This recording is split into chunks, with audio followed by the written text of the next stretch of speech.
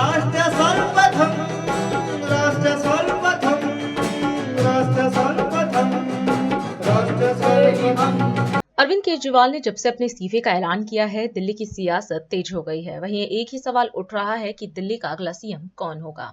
इसी कड़ी में आम आदमी पार्टी के सीनियर नेता सौरभ भारद्वाज ने प्रेस वार्ता कर कहा कि देश में पहली बार ऐसा हो रहा है कि मुख्यमंत्री ईमानदारी के नाम पर वोट मांग रहे हैं।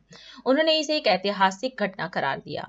इसके साथ ही भारद्वाज ने यह भी कहा कि जनता के बीच भाजपा को लेकर काफी नाराजगी है। साथियों, कल का जो दिल्ली का घटनाक्रम हुआ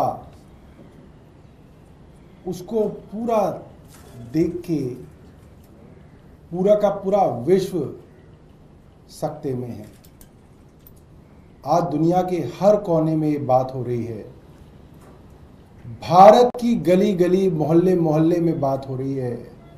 दिल्ली के हर पार्क में आज मॉर्निंग वॉकर्स यही चर्चा कर रहे थे कि इतिहास में कभी नहीं हुआ कि एक सिटिंग चीफ मिनिस्टर बेल पाने के बाद, जेल से निकल जाने के बाद खुद ये ऐलान कर रहा है कि अगर मुझे ईमानदार मानते हैं तो मुझे वोट दीजिएगा। देश में बहुत सारे चुनाव लड़े जाते हैं, लड़े गए हैं। जाति के नाम पे चुनाव लड़े जाते हैं, धर्म के नाम पे चुनाव लड़े जाते हैं, भाषा के नाम पे चुनाव लड़े जाते हैं। ये पहला देश में चुनाव होगा जिसमें एक मुख्यमंत्री कह रहा है कि ईमानदारी के नाम पे इस चुनाव को लड़ा जाएगा। उस मुख्यमंत्री का विश्वास अपनी जनता पे है और अपनी ईमानदारी पे है कि वो मुख्यमंत्री कह रहा है कि मेरी ईमानदारी पे वोट दीजिएगा। ये मुझे लगता है कि अपने आप में एक बहुत बड़ी ऐतिहासिक घटना है जो यहाँ पे हो रही है। अब दिल्ली के लोग क्या कह रहे हैं, इसकी चर्चा कल से बाजारों में, चाय की दुकानों पे, सुबह दूध लेने जाते हैं उन लोगों के बीच में, ऑटो वाले कहीं खड़े होते हैं तो उनके आसपास कुछ लोग बैठ जाते हैं, उनमें हर जगह चर्चा हो रही है। और यही चर्चा है मेट्रो में।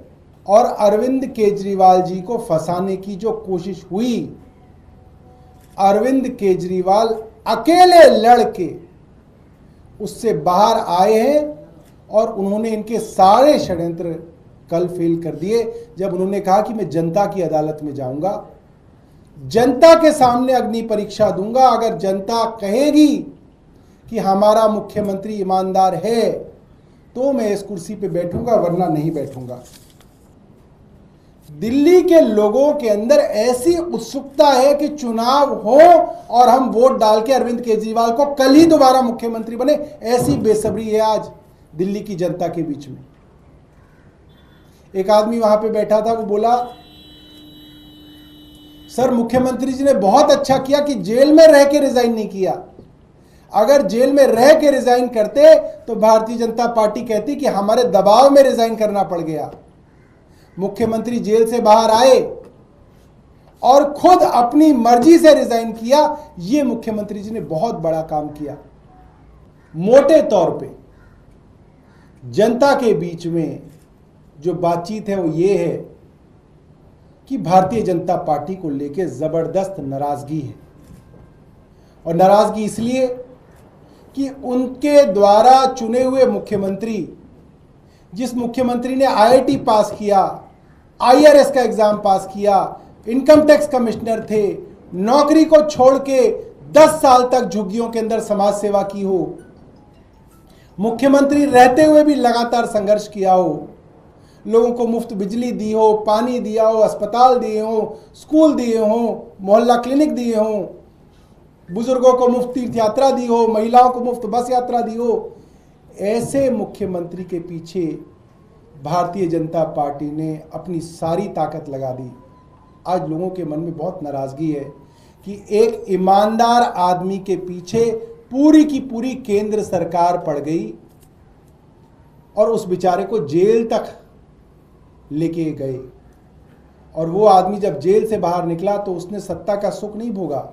उसने कहा कि मैं अब जनता की अदालत में जाऊंगा, जब तक जनता नहीं कहेगी तब तक इस मुख्यमंत्री की कुर्सी पर नहीं बैठूंगा। एक नैतिकता के नाम पे, एक जनता के हाथ में अपनी पूरी की पूरी बागडोर देने के नाम पे अरविंद केजरीवाल ने इस्तीफा दिया है। और अरविंद केजरीवाल जी ने कहा है जनता वापस बिठाएगी तो इस कुर्सी पे बैठूंगा, वरना इस कुर्सी पे नहीं बैठूंगा। बहुत बहुत धन्यवाद। राष्ट्र सर्वप्रथम